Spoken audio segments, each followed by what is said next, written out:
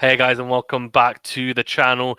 Paris Masters final preview and prediction video is Novak Djokovic versus Grigor Dimitrov, and I cannot wait to get into this one.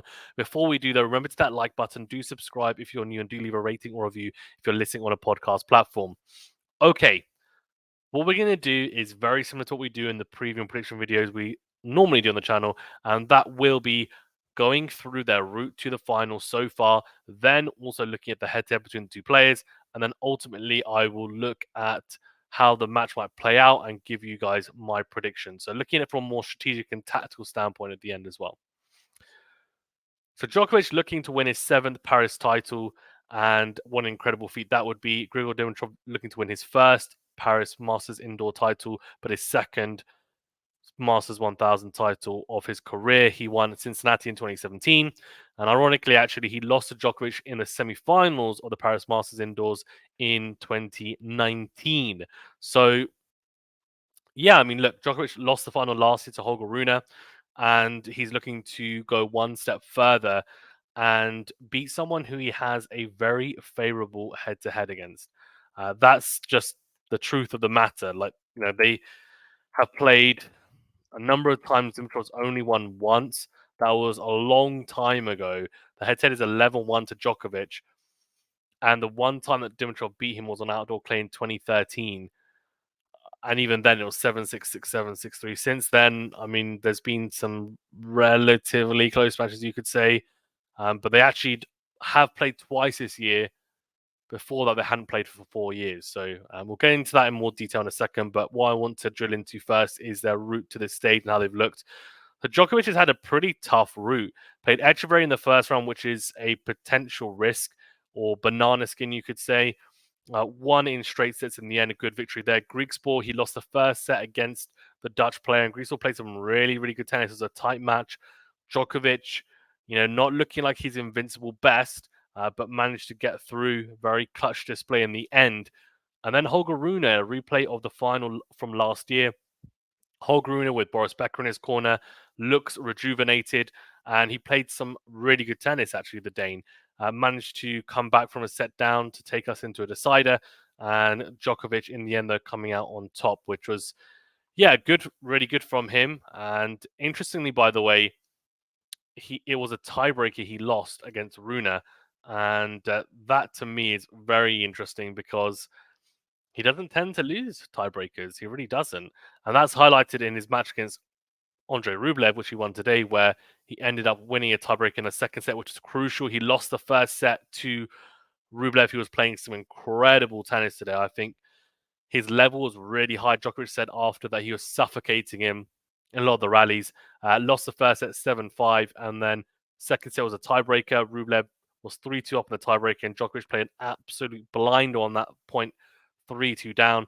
Ended up taking that point and then going on to win the next 4 points to take the tiebreaker 7-3, and then managed to get the all-important break right at the end of the deciding set to win 7-5 in that decider. So look, it's been a tough road, but he's come through, and he's faced a lot of tests. But look, I mean, big ticks for Djokovic. A couple of things that we can touch on. I think all round, we know how complete a player he is, but if we're talking about this tournament specifically, the one thing I think that's let him down a little bit is his first serve percentage in terms of the amount of serves he's made. He's very good behind his serve, as we know, but generally speaking, his first serve percentage has been a little bit low. Against Rublev today, it's at 67%, which is better. It's good. That's pretty good, right? And Djokovic, or Rublev, sorry, even played some really good tennis. So that's, I think, why it was close. Although his backhand was also not maybe as reliable as it normally is. I think it's, in my eyes, the best two-handed backhand of all time. But he just had a match where it was maybe not quite as reliable as you would expect, which is definitely something to look out for against Dimitrov.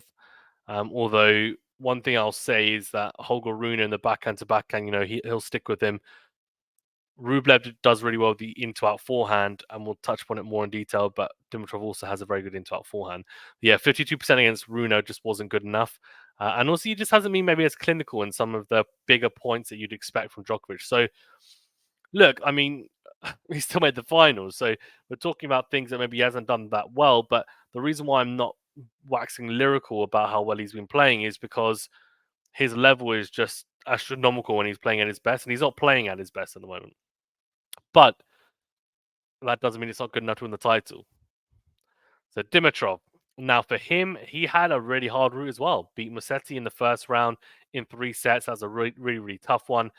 Then gained revenge for the Vienna loss to Medvedev, beating him in 3 sets. Medvedev has won this title before, and again, a really good victory there. Then beat a in-form Alexander Bublik in straight sets. Great win there. And again, another in-form player in Hurkacz in 3 sets. Really good victory for Dimitrov there. Hurkacz winning the Shanghai Masters, beating Rublev in the final there, and then made the final of Vienna last week. And then, was it not Vienna, sorry, Paris? Not Paris, Basel. Let me get it right. Basel. Yeah, and then Dimitrov, Tsitsipas. Look, again, a very good match today. Dimitrov, a few things to note from him. I think he has been serving and really going after his first serve all season. It's been a real positive. He's been a lot more aggressive on the first serve, and he's got a lot more free points, and I think it's worked.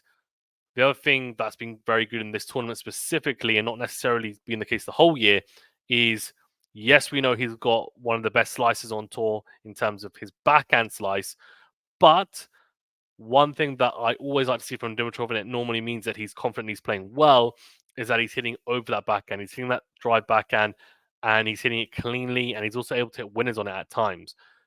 It's definitely the weaker side, and that specific shot, sometimes he has real issues with it, and he doesn't have a lot of confidence in that shot. He'll need to do exactly what he's done this week and play very well on that wing as well as he can do, max out how well he can play on the backhand side against Djokovic. And he's been close to it, to be honest, this week. He's played really well, some incredible backhand passes and backhands down the line to win points and finish off points against Tsitsipas, especially in the final set tiebreaker that he had against the Greek, which I just thought were phenomenal. And normally it comes from that forehand side, but yeah, the backhands look very good. And of course, as I said, a good variation with that slice as well, which is always useful. So the head-to-head, we'll touch upon very briefly. I've mentioned it. So 11-1 to Djokovic. Now, the two matches I just want to point out more than anything really is just the two matches from this year. Because before that, it was in 2019. I don't think we can really look into them too much. I just think Djokovic is such a different player from 2019. And even Dimitrov, I know he maybe hasn't made as many changes, but still, it's a different Dimitrov 4 years later, different form. He's playing very differently at the moment in terms of, um, I would say just generally, it's just a different Dimitrov. And so I don't want to go into matches from 4 years ago. So yeah, the one in Rome now, Djokovic won in 3 sets. That was in May. It's on clay, so not the best yardstick to see how this one goes. But Dimitrov did take a set, so positive there. And then against Novak in Australia, he lost 7-6, 6-3, 6-4. Now, I watched that match and I commentated on it. Dimitrov was a breakup, if I'm not mistaken, in that first set. He should have taken it. He should have made it a lot harder, this match, for Djokovic than it was. But he was really struggling to back himself and really trust his backhand. He was slicing a lot. Didn't look very comfortable at times there. And also, just confidence-wise, wasn't maybe as decisive and as clinical and as brave in points as he is in practice. And he's been known to be an incredible player when it comes to practice. And that to me showcases that he's got incredible talent, but he's not quite always able to translate that onto court. And that's why he hasn't really had the results that you would expect someone of his talent to have in the last few years. This year has been good. He's got 40 plus wins, and I'm looking for him to have a big 2024. So, in terms of tactically, how might this play out? And then I'll give you guys my prediction as well. So, we've talked a little bit about Dimitrov and how he's been hitting over that backhand. The drive backhands look pretty good, and I think that's been a real positive. There's going to be a few things that are going to be key here, in my opinion. Dimitrov needs to try and be the aggressor. I think it's really important that he doesn't let Djokovic dictate in the points. And Djokovic is incredible defensively. He defends the ad corner better than anyone that I've ever seen play the game of tennis. But Dimitrov is going to have to be brave, and he's going to have to go into that backhand at times, and it has broken down maybe more often than we would expect this week, especially even against Rublev, who, Rublev's got a solid backhand, he's definitely improved it, but Djokovic's backhand is, a couple of levels above it at least. But he was losing some of those rallies, which is interesting in the ad court exchanges, and Dimitrov has to be very brave, I think, when it comes to his play. There's no point playing passive points and trying to outlast Djokovic in rallies. As well, definitely not for a large amount of points anyway. We know that he's got great fitness, great flexibility. Dimitrov, he can also defend quite well as well. I mean, as far as flexibility, getting to drop shots, etc., he's got really good dexterity, and I think that's a real positive, and it's definitely shown, and we've seen it more as he's won more matches, and he's got more confidence to do those types of things, which is incredible to see. But yeah, the into out forehand is going to be crucial, I think, for him. The into out into in forehand, I think those are two shots that are going to be crucial because if he can dictate with those two shots, and then we've also seen him come forward a little bit this week, which I've liked. He's got good hands, and I like the fact that he's trying to finish at the net. It might even be an option to go into the forehand of Djokovic at times. Now, if he's going to do that, he needs to hit it with enough width or depth, or probably both, in all honesty, with his approach shots. And that's something that Holger Rune didn't do particularly well in some of those points against Djokovic. You'd say if he approaches the backhand, then he's got to be prepared that it might be a sliding backhand that whizzes past him down the line or cross court. I think he'll probably just have to pick a side and almost guess a little bit as you would as a football goalkeeper because it can be a little bit of a gamble there. But look, I mean, he's got an incredible forehand. It's one of the most potent forehands on tour when it's firing. And he's going to hate me saying this, and he won't be watching it, so he probably won't care. But when I was watching him against Tsitsipas today, there was a little bit of like, okay, this guy, when he's playing his best, and especially when he's hitting that backhand like that, and his forehand's looking good, and he's serving big, and his hands of the net look great, he is like the closest thing on tour that we've got to Roger Federer. Like I'm just saying, and I know he used to be called Baby Federer, I know he used to hate it, but and it is beautiful to watch. It is honestly, it's great to watch. It is. He's got great movement as well. And yeah, I mean, I just love watching it, honestly. And I think most people on tour do. When he's playing his best, it's definitely great to watch. And Djokovic as well proves, I think he proves that he is also an incredible player to watch with some of his defensive points, some of the ways that he's able to win points in so many different ways. And I think him playing off with the crowd as well, putting his hand to his ear. I can't believe the crowd are booing him, by the way. But anyway, the crowd's booing him, jeering him at times, and he's kind of lapping up, using it as energy to go on and prove these guys wrong and beat whoever's in front of him and go on to win the title. So yeah, I mean, look, both these players are extremely entertaining to watch. I think it's a good clash of styles as well. Dimitrov, as I said, needs to be aggressive, and I think he will be aggressive. I think Djokovic is more balanced, of course. He's an incredibly complete player, greatest player of all time on paper at the moment as well. And I think, in all honesty, the backhand to backhand is something that's going to be intriguing to see because Dimitrov's been hitting the backhand well, but I do wonder how well is it going to hold up against Djokovic's backhand because that's the real test. It is a real test. And there's a reason why he's only ever beaten Djokovic once because Djokovic defensively and physically can match Dimitrov, if not kind of supersede him in that aspect. The ad court exchanges, he would always come out on top. Returning wise as well, he's just incredible returner Djokovic, so he'd always cause problems on Dimitrov's service games. And returning wise, Dimitrov hasn't always been the best. Now, he's returned pretty well from what I've seen this week. He needs to return well against Djokovic. He's got to hope that Djokovic's first serve percentage is not as high as it was today. He needs to hope that it's at 60% or less. And then he needs to return well. He does. He needs to hit with a lot of depth. He needs to try and get into the return games as well as possible. But the biggest thing for him is ensuring that he serves well himself.